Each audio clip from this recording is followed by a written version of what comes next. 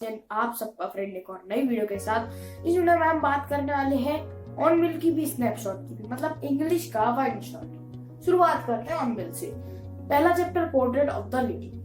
Author इसमें बता रहे हैं कि मेरी जो ग्रैंड मदर थी जब वो यंग थी तो बहुत खूबसूरत थी, बट अब जब वो बूढ़ी हो गई है तो उनके चेहरे में झुर्रियां आ गई है। और मेरे ग्रैंडफादर जो थे वो उनकी जो दाढ़ी है वो बहुत लंबी है और उनकी फोटो में दिख रहा है कि वो बहुत ज्यादा ओल्ड थे।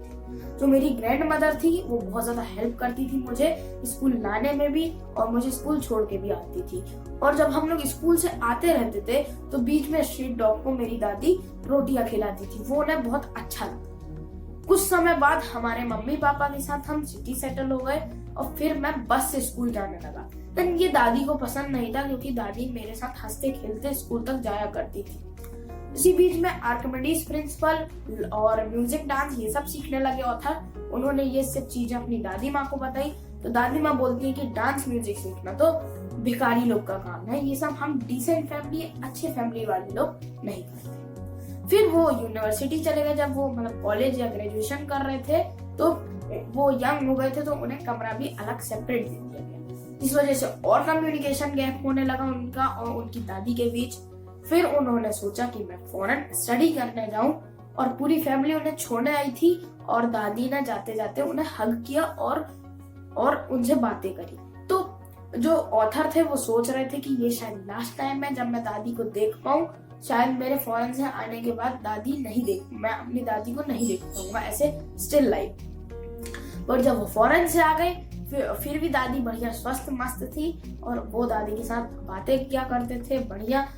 तब के दिनों में दादी की जो हैप्पी आवर था, मतलब उन्हें जो एक्टिविटी अच्छी लगती थी वो थी ब्रेड क्रम्स खिलाना किनको, चिड़ियों को। एक दिन दादी को बहुत ज्यादा बुखार आया और वो उन्होंने सोचा कि यार अब ये मेरा शायद लास्ट टाइम है, अब मैं भगवान को याद करती हूँ। और वो जाप जपने लगी। देन जाप भी रुक गई और वो भी डेड हो गई। देन सब उनके फ्यूनरल की तैयारी करने लगे और बर्ड्स में भी इमोशन था तो बर्ड्स भी आके उनके फ्यूनरल की तरफ बैठ गई और जैसा उनकी दादी करती थी अब ऑथर की मम्मी ने उनको ब्रेड क्रम्स दिए।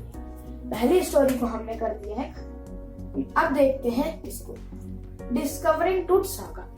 टूट एक राजा थे, टूट खेमेन पूरा नाम था इनका और ये एमेनहोटेप डायनेस्टी के लास्ट रूलर थे। तो इसमें दो कैरेक्टर है, हवार्ड कार्टर और ज़हीद हवास। ठीक है, तो जो हवार्ड कार्टर है वो ब्रिटिशर है और वो क्या है, एक आर्कियोलॉजिस्ट है।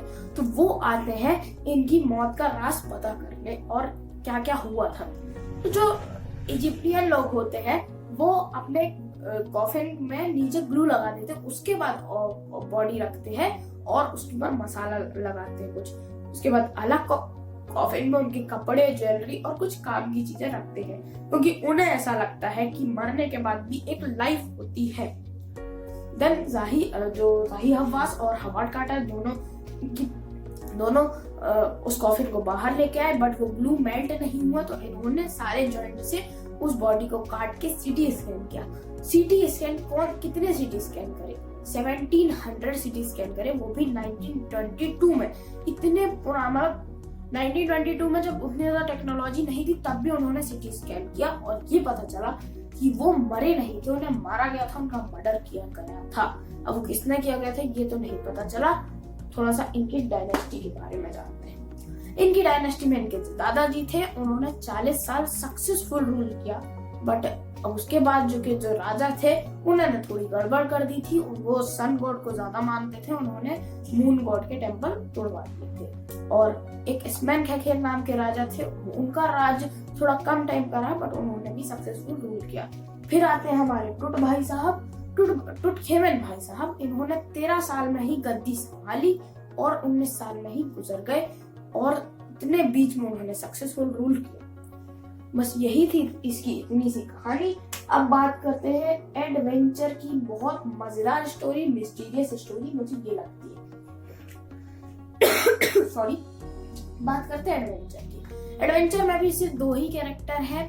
कौन कौन से हैं? गंगाधर पंत और राजेंद्र देशपांडे। अब गंगाधर गायतोंडे पंत जो थे, रियल वर्ल्ड की बात कर रहे हैं, उन्हें बॉम्बे लेक्चर डिलीवर करने जाना था, पुणे से बॉम्बे।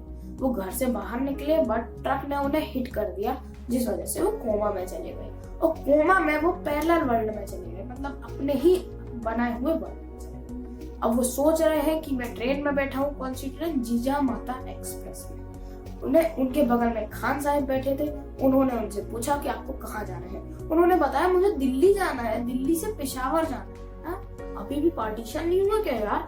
नहीं हुआ। चलो, जब वो मुंबई पहुंच गए तो उन्होंने बहुत सारी लोकल ट्रेन देखी, उसके ऊपर फ्लैग था, कौन सा, ब्रिटिश फ्लैग था। फिर उसके बाद वो मुंबई स्टेशन से बाहर निकले। उन्होंने ईस्ट इंडिया कंपनी का ऑफिस भी देखा, वो भी ब्रिटिशर्स की निशानी थी। देन उसके बाद वो एक लाइब्रेरी में गए। उन्होंने हिस्ट्री के 5 वॉल्यूम पढ़ डाले। पहले समझते हैं 4 वॉल्यूम में उन्हें कुछ नहीं मिला, बट 5th वॉल्यूम में उन्हें कैटास्ट्रोफे थ्योरी मिली। कैटास्ट्रोफे थ्योरी क्या है?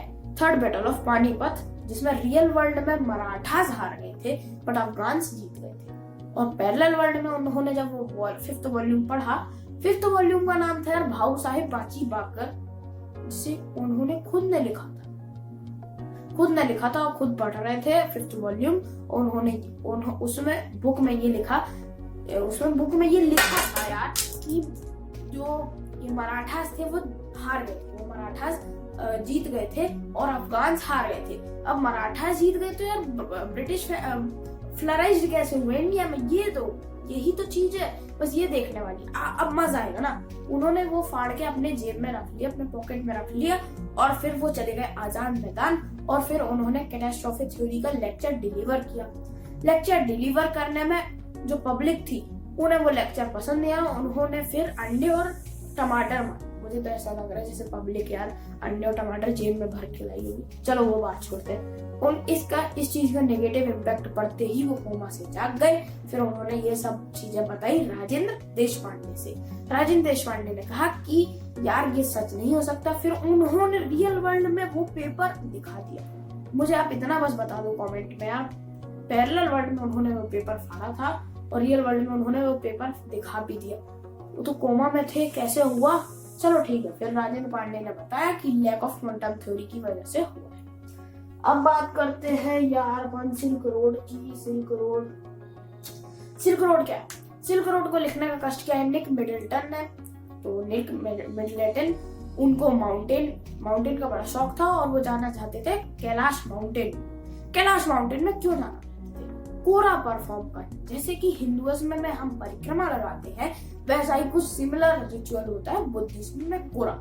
उन्हें माउंटेन कैलाश में जाके कोरा परफॉर्म करना था।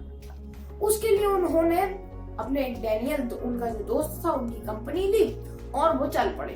उसी बीच में उन्हें याद आया कि यार सटैन भी है जो गाइड कम ड्राइवर भी है, तो ड्राइव भी कर सकते हैं, हम एक अच्छा रास्ता बता सकते हैं, शॉर्टकट बता सकते हैं।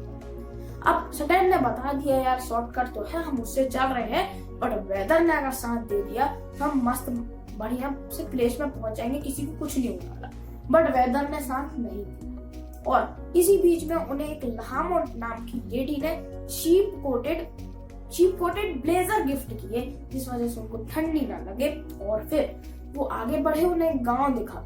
गांव में ना वेजिटेशन नहीं था, गंदगी थी। तो इसमें ऑथर बता रहे हैं कि वो गांव बिल्कुल भी अच्छा नहीं लगा। देन वो और हाई एल्टीट्यूड में पहुंचे तो एक बर्फ, रास्ते में ही बर्फ बिछी थी और कुछ नहीं था। मैं वहीं से जाना था तो हमारी गाड़ी वहां से चल नहीं पा रही थी। फिर हम सब उतरे, गाड़ी को ढकेलते आगे पहुंचे और इसी बीच हमने पेट्रोल वाला जो ढक्कन होता है ना, वो खोल के रखा था ताकि पेट्रोल एवापोरेट होता जाए। ठीक है। फिर बता रहे हैं कि यार इसी बीच डैनियल हमें छोड़ के चले गए थे और फिर मेरी तबीयत भी खराब हुई। हम लोग जैसे ही ऊपर और हाई एल्टीट्यूड में जा रहे थे, मेरी बहुत ज्यादा तबीयत खराब हुई थी। फिर मुझे सटैन, जो उनके ड्राइवर कम गाइड थे, वो मुझे डॉक्टर के पास लेके गए और जैसे ही मैंने रिफ्रेशिंग फील किया, मुझे सटैन छोड़ के चले गए। वो छोड़ के नहीं गए थे एक्चुअली, वो और बहुत सारे तीर्थ यात्री को लेके गए थे क्योंकि वो तो गाइड थे ना। हाँ, तो फिर उन्होंने सोचा कि यार मैं टाइम पे नहीं आया हूँ, मतलब वो सीजन में नहीं आया हूँ ताकि मुझे और बहुत सारे तीर्थ यात्री मिले। बट उन्हें एक चाइनीज मिल गए। अब वो चाइनीज कौन थे?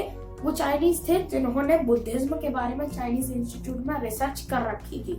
रिसर्च 1-2 महीने की नहीं, बहुत सालों की रिसर्च की थी और वो भी माउंट कैलाश में जाना चाहते थे। इन दोनों की कंपनी बन गई और फिर वो चले गए।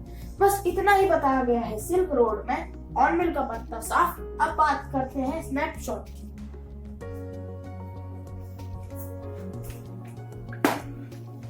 तो स्नैपशॉट की बात करते हैं यार। स्नैपशॉट में हमें 5 चैप्टर मिलने वाले हैं। 5 चैप्टर में जो सबसे इंटरेस्टिंग चैप्टर मुझे लगे, मैं अपना ओपिनियन बता रहा हूँ, वो है पहला टेल ऑफ मेलन सिटी। अगर आप लोग जानते हो टेल ऑफ मेलन सिटी तो बहुत जबरदस्त चैप्टर है, मतलब फनी चैप्टर है अगर हम बात करें तो हम उसी की बात करने वाले। सेकंड जो इमोशनल चैप्टर मुझे लगा वो है बर्थ। तो शुरुआत करते हैं। टेल ऑफ मेलन सिटी में क्या है, एक राजा था जिसको तलब मची थी यार मैं आर्क बनवा के रहूंगा। उसने बिल्डर को बोल दिया, बिल्डर ने वर्कमैन को बोल दिया। अब वर्कमैन ईट मैसन के यहाँ से ले आए, उन्होंने आर्क बना दिया। राजा साहब गए घूमते घूमते उस आर्क के नीचे से निकल रहे थे, बट उनका मुकुट गिर गया, उनका क्राउन गिर गया।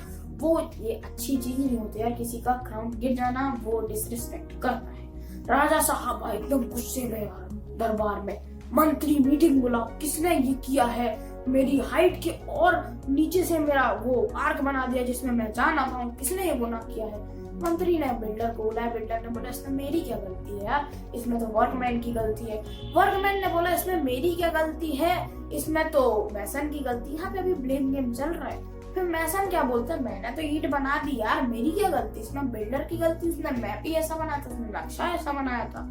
तो बिल्डर क्या बोलता, राजा साहब देखो मैंने आपको पहले दिखा दिया था कि इस तरीके का बनेगा, आपने हाँ हाँ हाँ हाँ करके बता दिया, जिसमें तो गलती आपकी। अब राजा अंदर से डर गया यार, मेरे को फांसी मिलेगी क्या, ये सजा तो इसकी फांसी है तो मेरे को मिल जाएगी क्या। तो नेशन जो था, मतलब वहां जो इतने सारे मंत्री लोग बैठे थे, उन्होंने बोला कि हम ऐसे वो बढ़िया क्या बनाते हैं, फांसी का फंदा बनाते हैं जिसमें फिट आ जाएगा, हम उसी को वो कर देंगे, मतलब हैंग कर देंगे।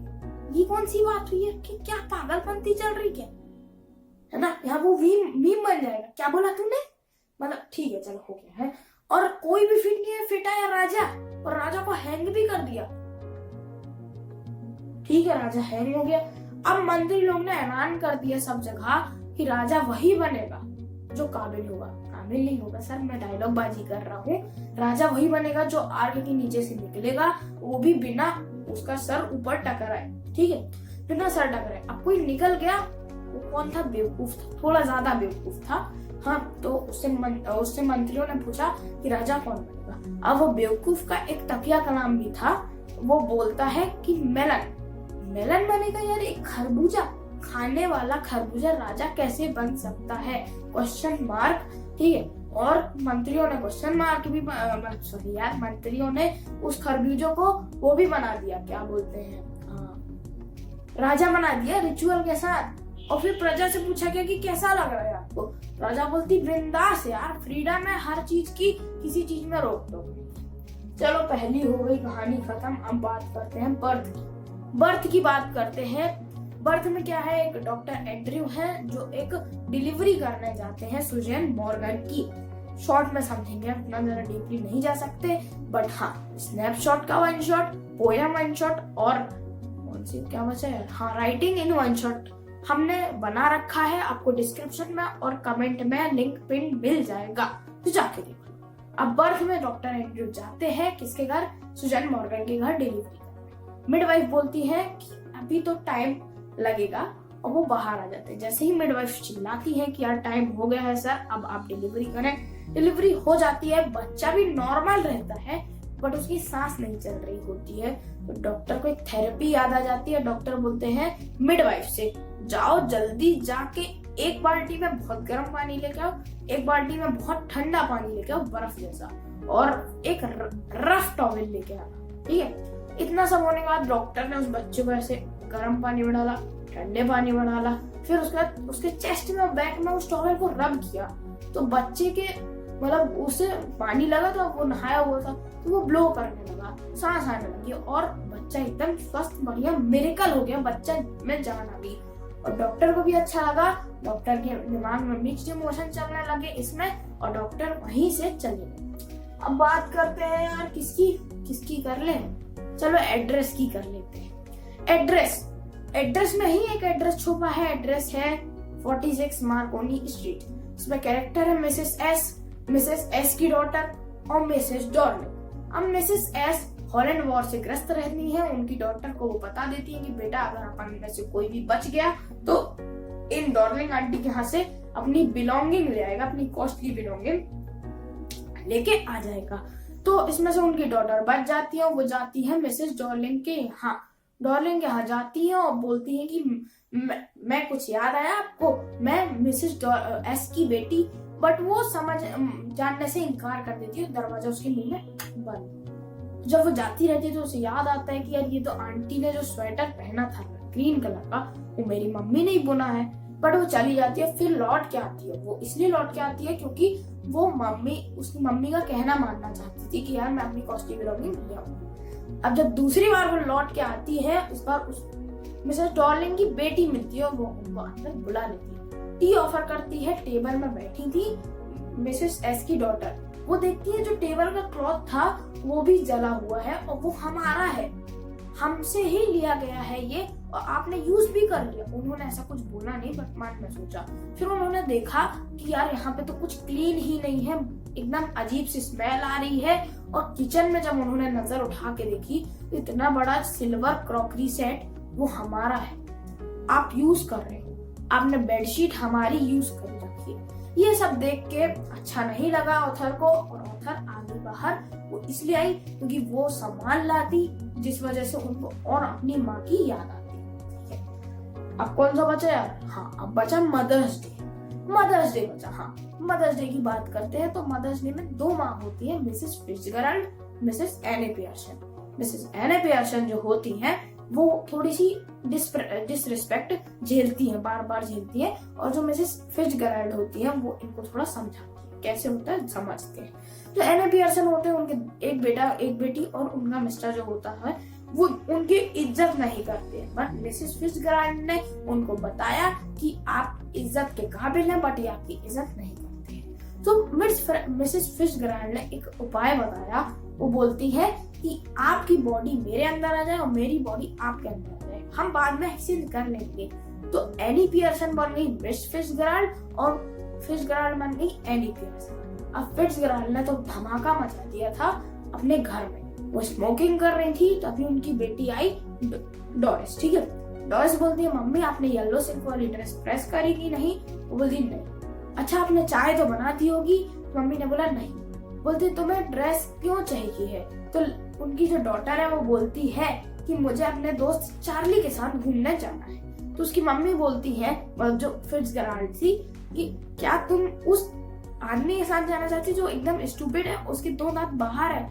इतना सुनने के बाद, नहीं इतना सब सुनने के बाद जो डोरिस थी वो रो पड़ी। उसके बाद आता है सिरिल, दूसरे गुस्से का शिकार। ठीक है, सिरिल भी ऐसे ही डांट खाता है, सेम ऐसे ही चाय पीते वक्त। अब जो मेन कहानी है यहाँ से, अब जो उसके जॉर्ज पियर्सन है, मतलब सिरिल और डोरिस के पापा, वो आते हैं और वो बोलते हैं कि अच्छा किया तुमने चाय नहीं बनाई।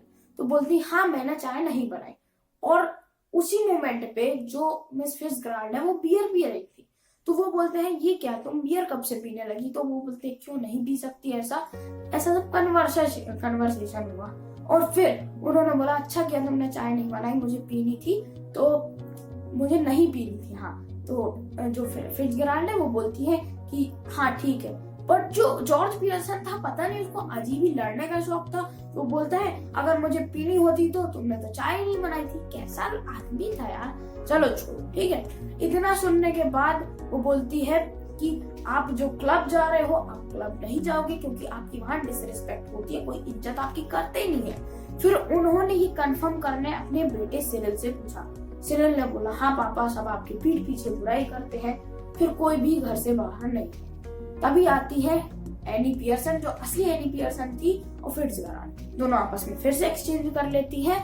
और फिर जब कोई घर से गया ही नहीं था तो असली एनी पियर्सन बोलती है चलो अब हम सब साथ मिलके खाना खाते हैं और फिर रमी खेलते। एक आखिरी स्टोरी बची, उसके बाद ना अभी कर दो। जितने ने सब्सक्राइब नहीं किया सब्सक्राइब करके जाओ, और जितनों ने लाइक नहीं किया लाइक करके जाना, नहीं तो लास्ट स्टोरी नहीं बताऊंगा। अरे सारे बताना पड़ेगा ना। लास्ट जो स्टोरी है हमारा व्हाइट ब्यूटीफुल हॉर्स। अब यहाँ पे 2 लड़कों की कहानी है, आराम और मुराद। इसमें जो कहानी बता रहा है वो है आराम।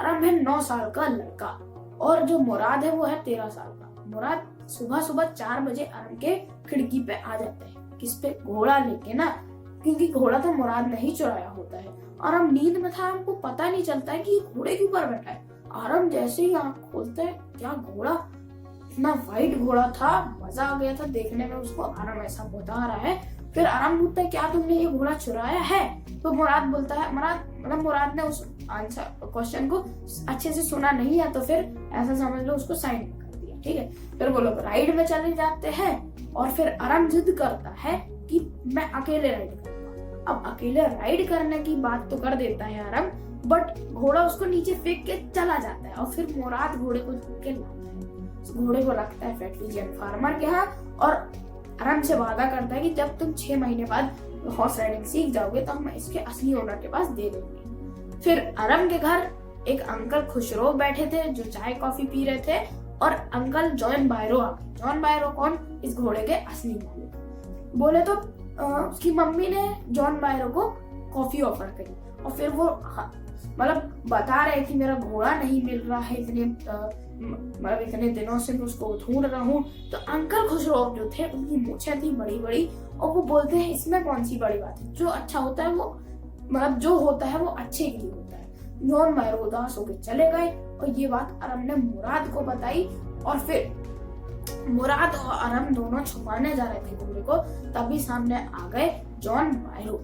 जॉन बायरो देखते हैं कि ये तो मेरे जैसा घोड़ा है, टीथ वीथ भी सब गिन लेते हैं, सब चेक करते हैं, पर उन्हें लगता है कि ये मेरे घोड़े से सिमिलर है, क्योंकि ये बच्चे तो गैरोगेलियन ट्राइब के हैं जो बहुत ऑनेस्ट होते हैं। और बच्चे जब जॉन बायरो जाने के बाद गिल्टी फील करते हैं तो बच्चे उस घोड़े को यथा स्थान सुबह जॉन बायरो अंकल के यहाँ छोड़ के आ जाते हैं। तो अब यार लाइक करके जाना ना यार, इतना मतलब मैंने इतनी देर आप मेहनत करी है, मेरी भी पढ़ाई हुई, आपकी भी पढ़ाई हुई।